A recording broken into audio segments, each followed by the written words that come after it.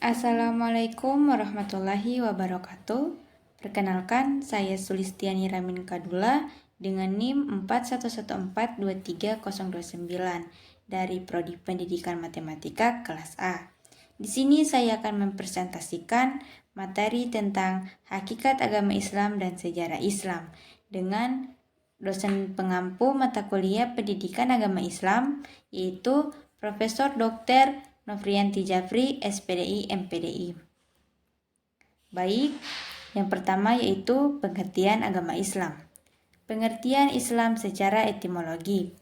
Islam berasal dari bahasa Arab, yaitu kata salima yang berarti selamat, sentosa, dan damai.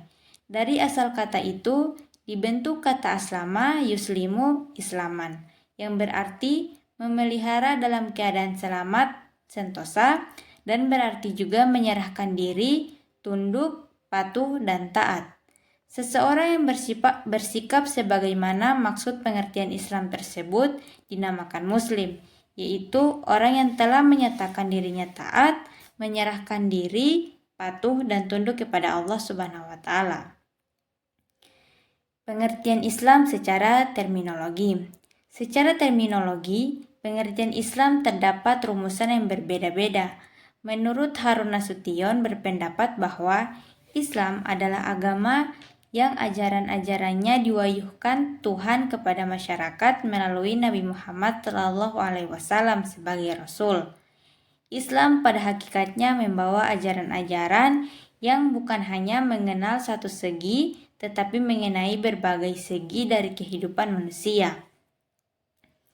Pengertian Islam menurut bahasa Al-Quran dan Hadis. Dalam Al-Quran, kata Islam juga memiliki makna yang luas.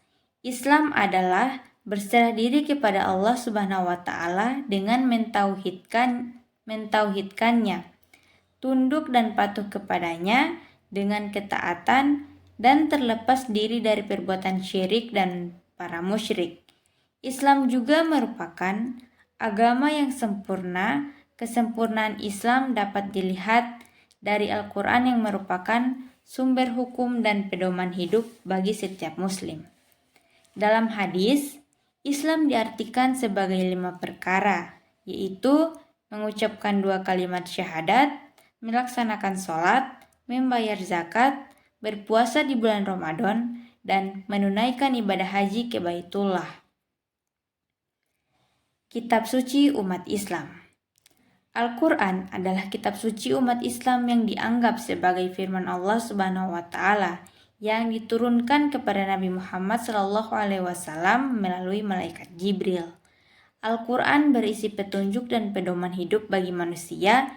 Al-Quran terdiri dari 114 surah dan setiap surahnya terbagi ke dalam beberapa ayat. Al-Quran adalah kalamullah atau kalimat Allah Subhanahu wa Ta'ala dan berasal dari sisi Allah Subhanahu wa Ta'ala. Al-Quran berisi banyak ilmu dan nasihat dalam menjalani kehidupan bagi orang-orang yang bertakwa.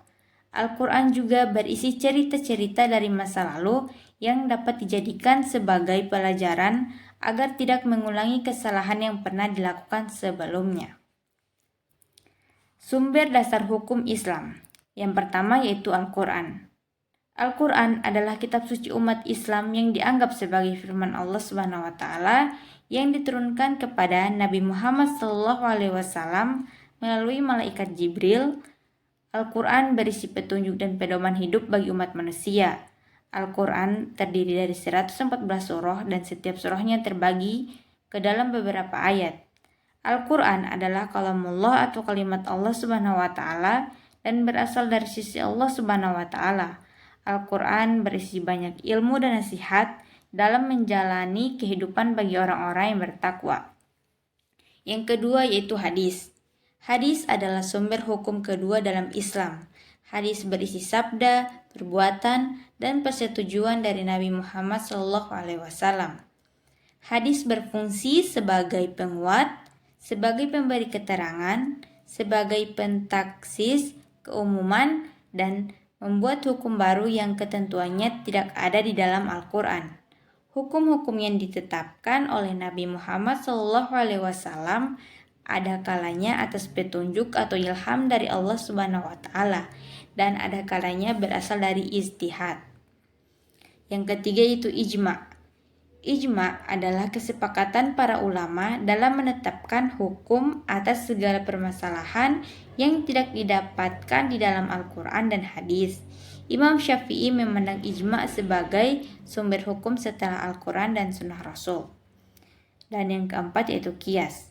Qiyas adalah analogi atau perbandingan antara suatu masalah baru dengan masalah yang telah ada dalam Al-Quran, hadis, atau ijma'. Qiyas digunakan untuk menetapkan hukum baru yang tidak ada dalam Al-Quran, hadis, atau ijma'.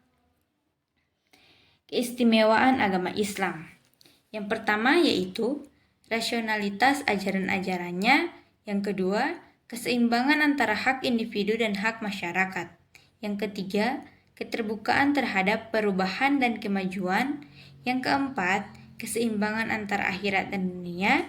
Yang kelima, keterbukaan terhadap perbedaan. Dan yang terakhir yaitu keseimbangan antara spiritualitas dan materialitas.